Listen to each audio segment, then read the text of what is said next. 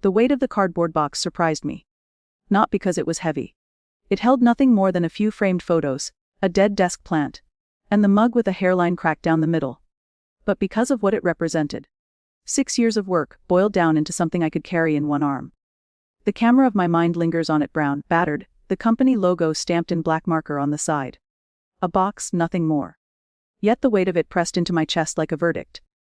Outside the revolving glass doors of Harbor Point Communications, the air smelled faintly of fresh rain and exhaust.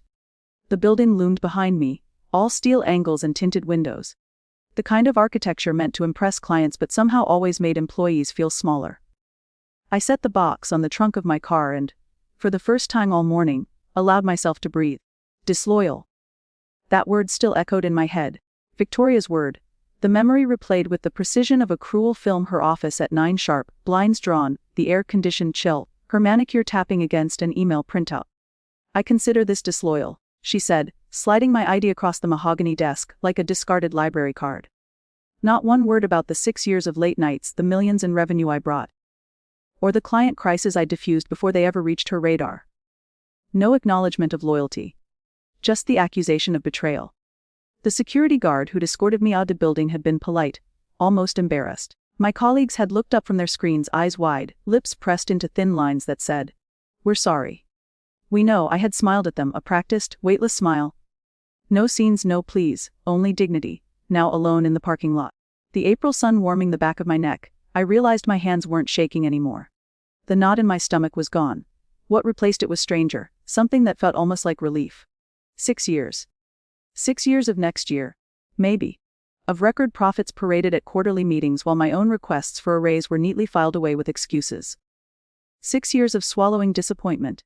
Of convincing myself that patience was loyalty, and that loyalty would eventually be rewarded. But loyalty without recognition is servitude. And today, as the box sat waiting in the trunk of my car, I understood that better than ever. My phone buzzed against the cracked dashboard, the screen lighting with a name I knew instantly: David Clean.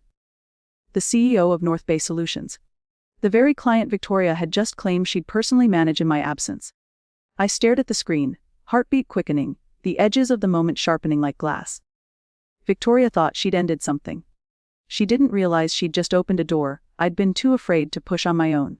I pressed accept. Fade to black. The voice on the other end of the line was steady, warm, and utterly at odds with the chaos of my morning. "Addison, I heard what happened," David Clean said without preamble. The kind of directness that made CEOs both terrifying and refreshing. "Can you come in today, 2 o'clock?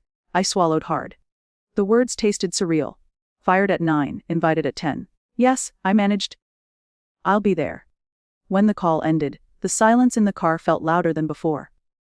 I glanced at the cardboard box in the trunk through the rearview mirror.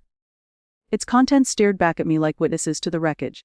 The photo of my brother and me at graduation, the chipped mug, the desk plant with more brown leaves than green. I had carried those things through 6 years of 12-hour days, of late-night campaigns, of swallowing disappointment with a practiced smile. I started the engine, but I didn't drive home. Instead, I found myself circling the city streets, past the glass towers and brick cafes where I'd spent my 20s trying to prove myself. Memory, relentless as traffic, filled in the gaps. The first time I asked for a raise, my hands shook as I slid the presentation across Victoria's desk. It was airtight. Charts, revenue figures, benchmarks against industry averages. She smiled the way people smile at overeager children. "Not in the budget this year," she'd said, though I'd seen the ink drying on a new office expansion contract 2 weeks earlier. The second time, she wore a new diamond pendant, its sparkle almost taunting. "We just need to tighten belts a little longer," she said. "Your contributions are noted." The third time her tone softened but her words sharpened. "Addison, your performance is exceptional. But leadership has to think strategically. We're investing in infrastructure." 3 denials. 3 carefully phrased dismissals, like knives padded in velvet. Each time I'd left her office with my shoulders squared, promising myself patience, promising myself loyalty. But loyalty without respect corrodes. And I had corroded slowly, quietly, until something in me cracked wide open. That night 6 months ago, I'd updated my RA summary for the first time in years. The cursor blinking at the top of the page had felt like rebellion. Like oxygen. And now here I was, fired for it.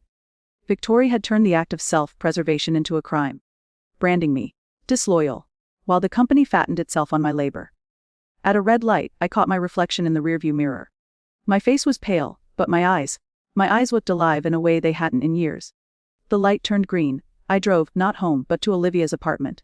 She opened the door in sweats, hair pulled into a messy bun, and pulled me into a hug before I could speak. Thomas texted me, she said. Addison. Are you okay? I wanted to say yes. I wanted to say no. What came out instead was a laugh, shaky but real. Victoria thinks she ended me. She has no idea. And for the first time all day, I felt something like power. By the time I reached North Bay's building, the afternoon sky had cracked open into sunlight. The tower gleamed in glass and steel, a sharp contrast to Harbor Point's beige walls and fluorescent corridors. I paused at the entrance. Catching my reflection in the revolving door, blazer pressed. Hair neat, eyes burning with something that wasn't just determination. It was defiance. David was waiting in the lobby, sleeves rolled up, no entourage. Addison. He greeted warmly, like I wasn't a cast-off carrying 6 years in a cardboard box. He shook my hand firmly. Let's talk. His office was modest compared to Victoria's palace of intimidation. No mahogany desk, no showy decor, just shelves lined with case studies, 2 mugs of coffee, and a view of the river cutting through Spokane like a vein of light. I'll be blunt, he said once we sat. Victoria called me this morning. Said you were no longer with Harbor Point, and she'd be taking over our account personally. He paused, studying my face. She didn't expect me to be relieved. The words landed like a stone dropped in water, rippling outward. Relieved. I forced a measured breath. Relieved. Addison. David leaned forward, elbows on his knees. We've been concerned about Harbor Point for months. Missed deadlines, lack of attention. The sense they were coasting on our loyalty. The only reason we stayed was you. You knew our brand better than anyone. When you reached out about opportunities here, it felt like timing we couldn't ignore. My chest tightened. To be clear, I wasn't trying to. I know. He cut in gently. We would never poach. But Victoria made the decision easy. She cut ties with her strongest link, which brings me here. He slid a folder across the table. White paper, clean lines. A titled Director of Client Strategy. I opened it. The salary figure pulled the air from my lungs. Nearly double what I'd been making. The kind of number I'd stopped even dreaming about after years of. Not in the budget. This isn't an interview, David said. It's an offer. Your results speak for themselves. The silence stretched, weighted with choice. For 6 years I'd begged for recognition. 3 denials, 3 humiliations, countless hours proving I was worth more. And now, across this smaller desk with no intimidation in sight, my worth was being handed back to me in black ink. But with the validation came a new, unexpected ache. A dangerous one. Because if I signed this paper, I wouldn't just be moving forward. I'd be standing in direct opposition to Victoria. I'd be the walking reminder of her failure. And North Bay wasn't just any client, they were the client. The one that could make or break Harbor Point's future. My hand hovered over the page. Revenge whispered at the edges of my mind, sharp and sweet, take it. Watch her burn. But another voice pushed back, quieter yet steadier, don't do it for her. Do it for you. For a moment, I didn't know which voice I trusted more. And then, with a pen that didn't tremble, I signed my name. The page sealed it. A new beginning, and perhaps the sharpest twist of fate I'd ever seen. The next morning, I found myself standing in Harbor Point's reception. Not as an employee, but as a visitor. The beige walls looked the same, but the air was different. Lighter, somehow, as if stepping outside had stripped me of the weight I hadn't realized I carried. Jessica, the receptionist, blinked when she saw me. Addison, you're here for Ms. Winters, right? Her voice dropped to a whisper. Everyone's talking. Victoria's been in her office all morning pacing. It's chaos upstairs. I managed a small smile. Thank you, Jessica. The elevator ride stretched into silence. My reflection in the steel doors looked composed, professional. Inside, though my heart pounded a steady drumbeat, don't gloat. Don't falter. Elaine Winters, a board member with silver hair cut in sharp precision, was already seated in the conference room when I arrived. No Victoria in sight. Ems Walker, Elaine said, standing to shake my hand. Her grip was firm, her tone calm, but her eyes flickered with something sharper. Concern, maybe even regret. Thank you for meeting with me on such short notice. I nodded, taking my seat across from her. She opened a folder, crisp pages fanned neatly inside. 6 years of performance reviews, she said. All exemplary. Client growth, retention, innovation. And 3 separate requests for salary adjustments, all denied. Her voice didn't rise, but her eyes narrowed slightly. I was not aware of this pattern. Heat rushed to my cheeks. Part vindication, part fury. Victoria handled those conversations directly. And Elaine closed the folder with deliberate care. And then yesterday, disloyalty. She let the word hang in the air, brittle as glass. That's not company policy. There is no prohibition against seeking advancement elsewhere. What there is, Ms. Walker, is discretion. And from what I can see, Victoria has exercised it poorly. I kept my voice level, though inside the vindication ached like a bruise being pressed. Her choice was final. I've already accepted a new role. Elaine studied me for a long moment, then leaned forward. The board would like to offer reinstatement. Title: Senior Account Director. Salary adjustment, plus 10%. Immediate effect. The words landed heavy. A year ago, I would have leapt at them. Today, they felt late. That's generous, I said carefully. But I'm not returning. Elaine tilted her head. North Bay. I didn't confirm, but I didn't deny. The silence between us said enough. She exhaled, slow. Victoria is concerned about the account. Losing you may mean losing them. And losing them would. Her pause spoke louder than the words. It would cripple Harbor Point. The temptation flickered again, sweet, sharp, dangerous. The image of Victoria watching her empire collapse because of her arrogance. But I pushed it down. That's a question for North Bay, I said. Elaine nodded once, a concession. Then may I ask you one final thing? Addison. Her voice softened. What could Harbor Point have done differently? The room was still. My throat tightened as the truth pressed forward, unrelenting. Recognize my value before I had to beg for it. Loyalty isn't a one-way street. It should have been mutual. Elaine's expression barely shifted, but I caught the faintest flicker of respect in her eyes. Walking out of that building for the last time. The sun hit the glass facade just right.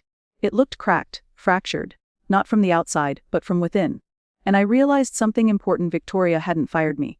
She'd freed me. The boardroom at North Bay was brighter than any stage light, glass walls casting reflections that looked like fragments of myself. Around the table sat executives I barely knew, their faces serious, their hands folded. David's voice cut through the hum of city traffic below. Contract renewal, he said, looking directly at me. Addison, given your history with Harbor Point, we'd like your perspective. My pulse quickened. This was the moment. The knife edge where loyalty, revenge, and professionalism intersected. In my mind, I could already see Victoria's face if I spoke the words terminate the account. The company she'd ruled with polished nails and ice, cold dismissals would buckle under the loss. She would finally feel the humiliation she'd inflicted on me. For a heartbeat, I let myself imagine her pacing her office, voice rising. Her empire slipping through her manicured fingers. The satisfaction curled in me like a dangerous flame. But then I remembered the box. That stupid cardboard box with 6 years of my life crammed inside. The humiliation of walking past my colleagues with forced dignity. The ache in Olivia's voice when she said, "You're better than her." I closed my eyes, inhaled once, and let the flame die down. When I opened them, I spoke steadily. Evaluate Harbor Point the way you'd evaluate any partner. Objectively. Their work has been strong, but consistency in account management will be critical moving forward. The CFO scribbled notes. The CMO nodded. No one questioned me. I had recused myself from the final vote, but I already knew the answer. By Wednesday morning, it was official. An email left North Bay's servers at 11:02 a.m., the words polite and lethal after review. We've decided to transition our account to Meridian Creative, effective immediately. The message was signed by David, but the CC line bore my name, Addison Walker, Director of Client Strategy. I imagined Victoria reading it. Her face draining of color, the dawning horror as she realized what she had unleashed. Not only had she lost me, but she had lost the account that kept Harbor Point afloat. The dominoes she had so carefully balanced for years were toppling. One after another, and I was the one standing steady, watching. My phone buzzed minutes later. A message from Jessica, Harbor Point's receptionist. The office is chaos. 3 people updated their resumes this morning. Victoria's locked in her office. Karma's fast. I didn't reply. There was no need. Instead, I turned to the window of my new office. My office, with glass that faced it of trapping me inside beige walls. The reflection staring back wasn't the humiliated woman who had carried a box out of Harbor Point. She was someone else now. Someone who had chosen restraint when vengeance was easy. The collapse had come anyway. Not because I'd orchestrated it, but because truth always finds its cracks. I whispered, barely audible, "Success is the only revenge worth keeping." And for the first time in years, the words felt like freedom. A year later, I walked past Harbor Point's building on my way to lunch with a client. The glass tower stood the same, cold, glossy, trying to look important. Yet it felt smaller now, like an artifact of a life I no longer inhabited. Through the lobby windows I caught a glimpse of the reception desk. A new face sat there, no Jessica, no familiar warmth. Just another cog in a machine that had already begun grinding itself to dust. I didn't slow my stride. But the sight stirred something, nostalgia, maybe, or pity. Not for Victoria, never for her, but for the version of myself who once believed loyalty would be enough. Who carried hope like a burden, waiting for someone else to validate her worth. At North Bay, my office hummed with life. A team of 5 now doubled to 10, a buzzing hive of ideas and ambition. They called me, not Addison. Walker. They stayed late not out of fear, but out of pride in the work we were building together. Sometimes I caught myself wondering what would have happened if Victoria had said yes to one of those raises. If she had cracked open her armor long enough to acknowledge me. Would I still be there, dimming myself to fit within her narrow shadow? The thought chilled me more than the memory of being escorted out with that box. Because the truth was simple, being denied wasn't the worst thing that ever happened to me. Believing I deserved denial was. The cardboard box still sits in my apartment closet, untouched since that morning. I keep it not as a wound, but as a reminder. Inside are the photos, the cracked mug, the plant that long ago gave up. 6 years compressed. A chapter sealed. Olivia once asked me why I didn't throw it out. I told her it reminds me of the day I stopped asking permission to be valued. Sometimes success is loud. Contracts signed, titles awarded, numbers climbing. Other times it's quiet. Success is waking up without dread in your stomach. It's walking into an office that feels like possibility, not a cage. It's realizing you don't need anyone's permission to take up space. Harbor Point lost more than North Bay's account. They lost the illusion that loyalty could be demanded without being returned. Victoria had her empire built on control. I built mine on respect, both given and received. Standing by the window in my new office, mountains stretched across the horizon like an unbroken promise. My reflection merged with the view, not trapped anymore, but part of something larger. I thought of Victoria's word again, disloyal. How small it sounded now. How wrong. Loyalty is not staying where you're undervalued. Loyalty is refusing to abandon yourself. And as the sun slipped through the glass and painted the room in gold, I understood she hadn't fired me at all. She'd set me free. Fade to black.